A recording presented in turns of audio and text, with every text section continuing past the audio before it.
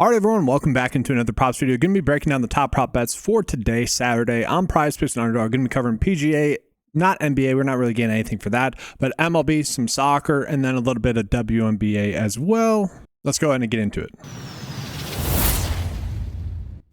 So right away, we are getting a few decent soccer prop bets here to start off. I think these are two bets that we should be going out of our way to target. We got Carlos Gil to get over 2 shots. Okay, that one's obviously a pretty darn good bet. Obviously, that's a bet that does have a decent likelihood to end up being a push. I think we'll be fine with that, though. We also have Marcel Hartle there with his over 0.5 shots on target. We could go down a little bit lower as well. Carlos Gil for over shots on target as well. You know, that kind of goes hand in hand with shots, 2 shots, but obviously shots on target in soccer are a little bit more difficult to come by. You know, either one of those are going to be fine. Prop bets, if you guys want to get to both of those, I have already gotten to those ones. Both prop bets for Carlos Gil, and then obviously the shots on target one there for soccer. So decent starts there with those prop bets. But let's go ahead and jump on into some of the MLB prop bets. A lot of these, unfortunately, are going to be starting, somewhat soon after this video is posted, about 3 p.m. Kind of is what it is. Obviously, I can't control that.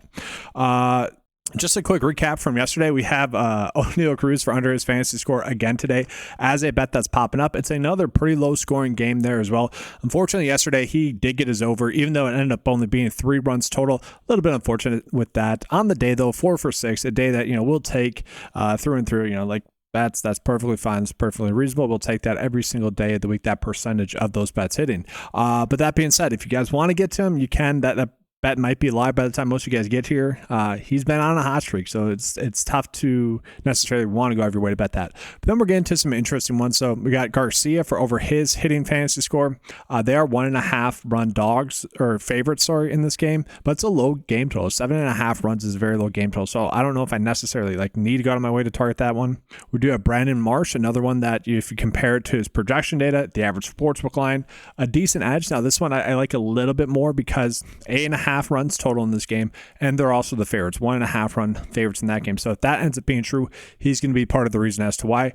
We also see Dylan Carlson here as well, basically the exact same stuff here. Now the issue with these two is that we're betting on them to get a hit essentially, and then one other data point. Okay, whether it be a run, a walk, a steal, whatever, we're betting on one other data point to come in. That's kind of the issue. Now when we go to someone like Otto Kemp, I'm much more inclined to get to a bet like this because it all he needs is a hit. Right, that's all he needs, because then it's either going to be a push or he's going to hit. Obviously, you could get the under as well, but in terms of us wanting to bet the over, it gives us a little bit of safety in that. Okay, so not a terrible bet there, but we are getting plenty of good bets. The issue that we have with today's slate is we're not necessarily getting those underdog fantasy score prop bets to be able to compare against. Now, if we do, we can go a little bit lower here, like Corey Seager. We are seeing that, yes, the PrizePicks line is a little bit too low. We can go to Austin Riley. Yes, we can also see the line is a little bit too low. Another one, Kyle Schwarber as well. We can see the line's a little bit too low on PrizePicks. So all those are fine, but obviously we always want to be attacking the bets that have a 54% likelihood or better to hit if possible. All right, so from there, let's go ahead and get into some PGA prop bets. I do always start with the prop line difference. That's what I have it sorted with, just in case we are ever getting prop line differences for these bets. But let's take a peek at the bets where we are getting the biggest edges. So yesterday, guys, these ended up going 2 for 2 on the day. So kind of continuing a nice success for golf for us this season. If you guys are someone that follows the Fantasy Golf YouTube channel, the 9 to 5 Fantasy Golf YouTube channel, you've kind of hopefully been able to benefit from that. Today, we only get one good prop bet, and that's going to be Victor Hovland to get under 3.5 birdies or better. I am a little bit cautious today with PGA prop bets. The course is playing difficult. I should start with that. But the issue is the weather. Okay, yesterday, a lot of rain came in on the course. And so with that, the course should be playing more difficult. Now, the issue that we're seeing here is that the early scores do not necessarily indicate that the course is playing any easier.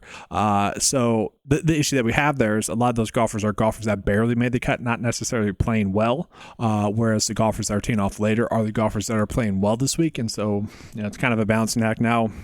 Hovland was pretty lucky yesterday to be able to chip in for a birdie. We don't necessarily find that happening again. So I really don't mind that one. I think that's the best one we can get to.